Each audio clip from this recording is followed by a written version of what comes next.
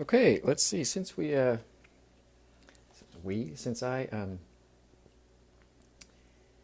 made the last video, I've done a few more layers of light washes on pretty much everyone. This blue, I actually ended up laying down just some peacock blue,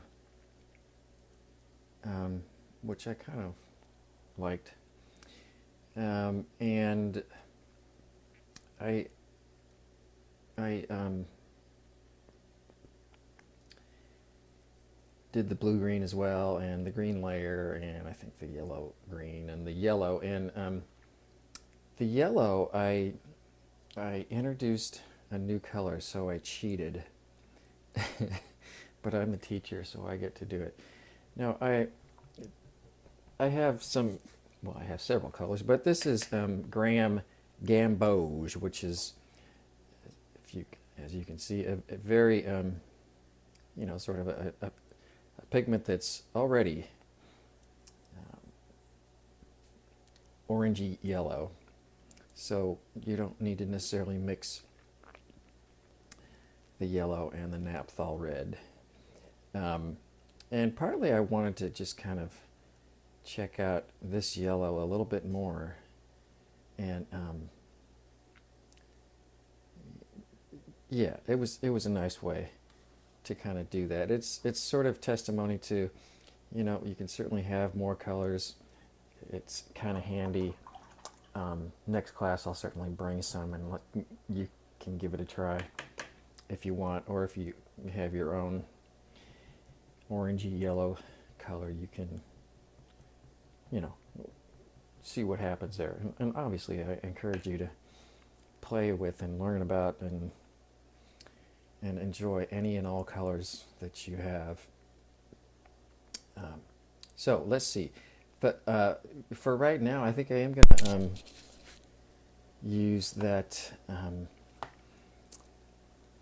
Oh no, that's right. What I'm gonna start doing. I feel like I've been doing additional layers over the entire petal. I think I did another layer of light naphthol red over this one. And one thing, I want this piece of the flower to get darker. I'm not sure about the rest of it though. Yeah, I am. So I'll just do another layer of the naphthol red for that straight red. I already have a little bit mixed up here. I'm trying to still keep it light, not go too dark, because I can always go darker, but it can be tricky to lighten things up.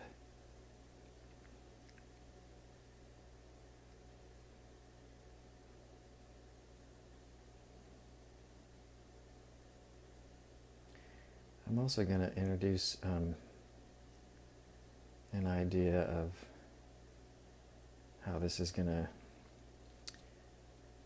little project is going to evolve. I'm going to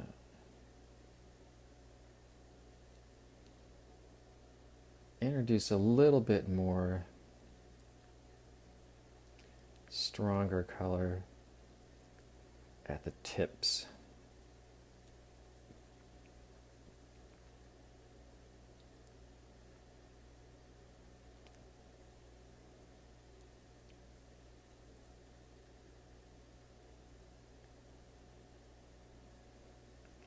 So while this is wet, I'm going to I have a smaller brush. This is a number 10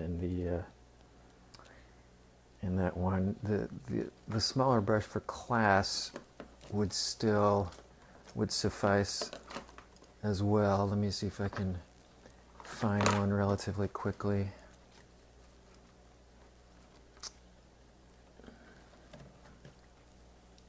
No.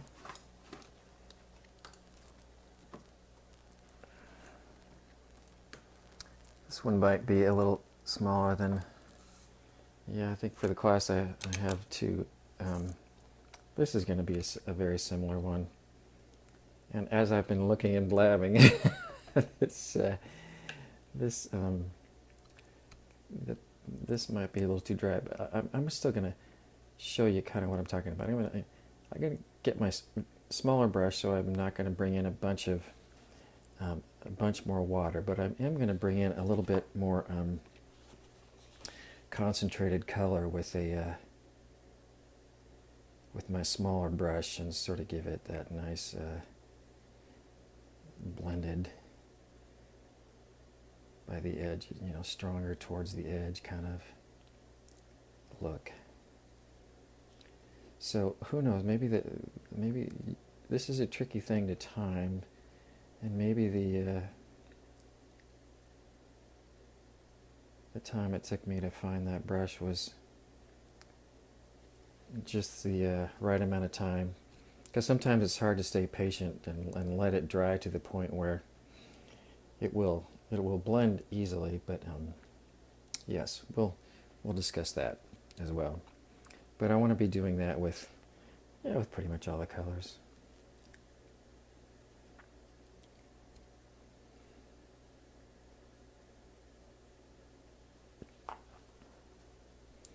So let's see.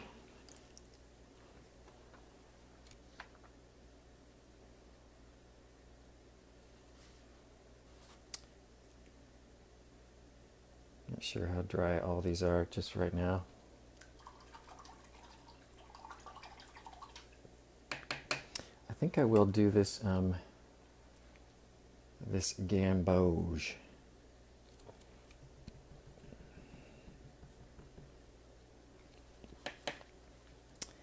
Sometimes I see it called new gamboge, and there's different pigments that are basically this color. Indian red is another one. Hansa yellow deep. And the important thing is to really just understand where they fit in the color wheel. So this is the yellow orange. So let's bring some of that. It's lighter than that orange color, so it's not really going to show up because it's transparent.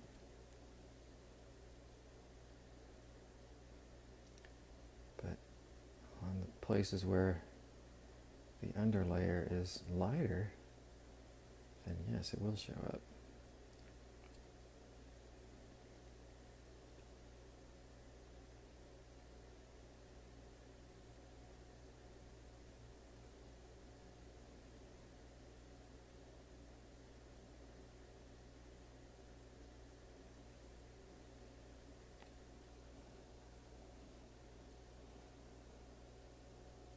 Missed a spot up there.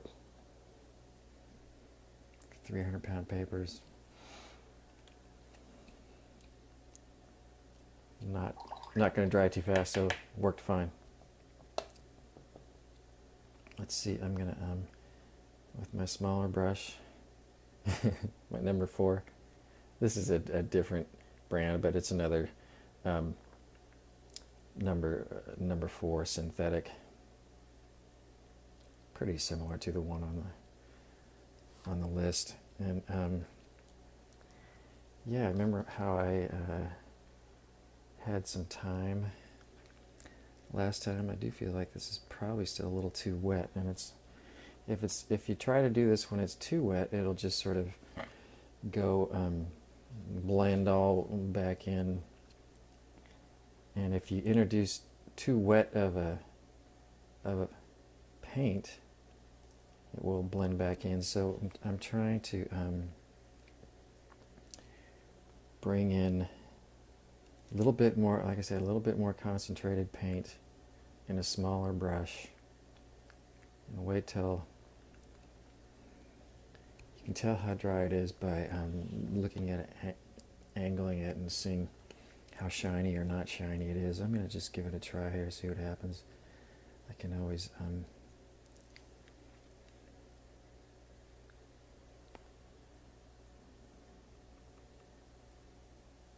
come back and do it again if I need.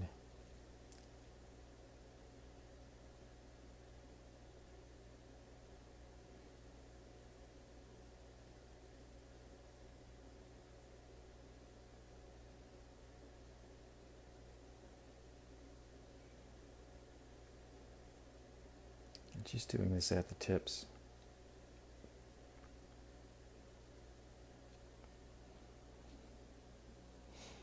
On this one, I'm going to actually drop in a little bit, even more orangey. Oh, that was so little you can't even see it.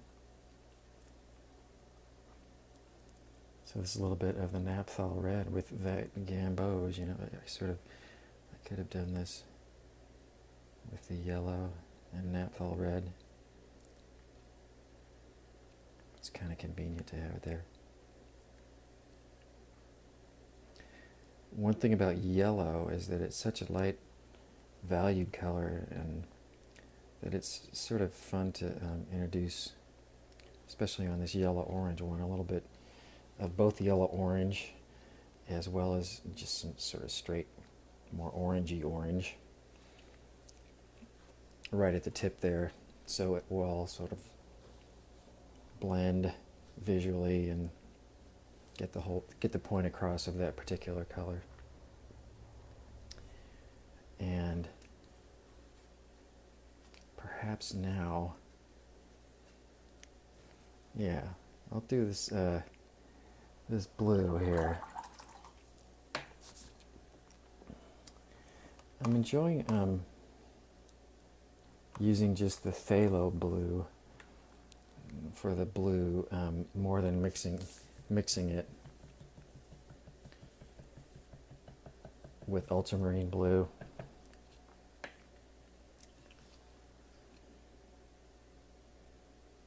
You know what I'm gonna do? I'm gonna no, James, what are you gonna do? I'm gonna just because I can try. I'm gonna mix up a little bit of the gram phthalo blue.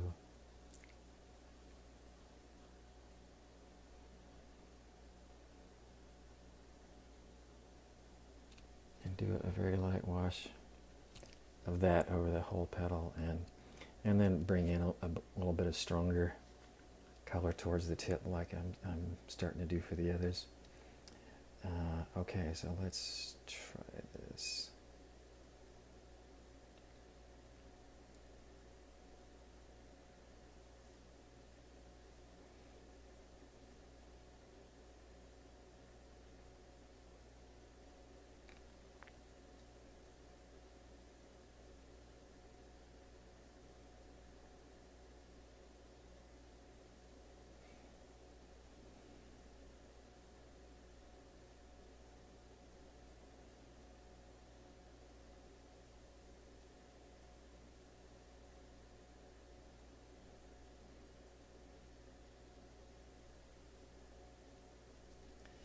That blue right there might be getting a little darker than I want it to.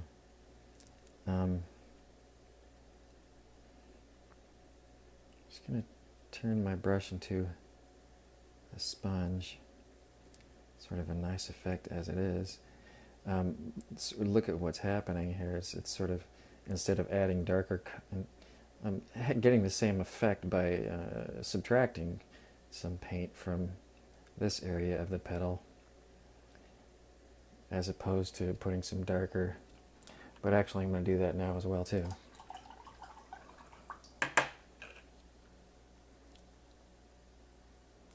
And again with the phthalo blue.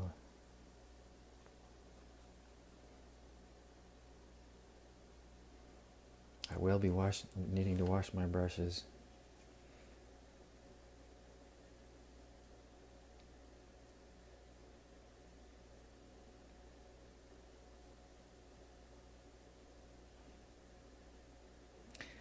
There's a sort of a flick movement for watercoloring a lot of times, including this kind of thing when I'm trying to just bring in a little bit of color. It's hard to control how far that the darker color will blend.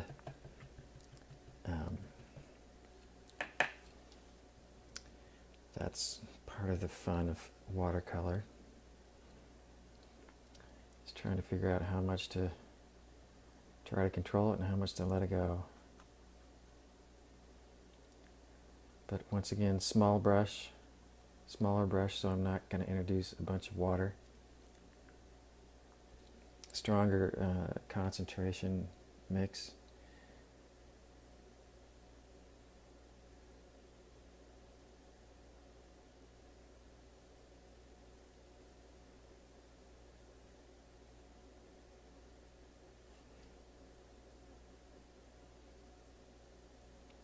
And a flick of the wrist. Sure. Okay. I'm going to turn off the video now and probably keep painting. But you get the idea. Okay.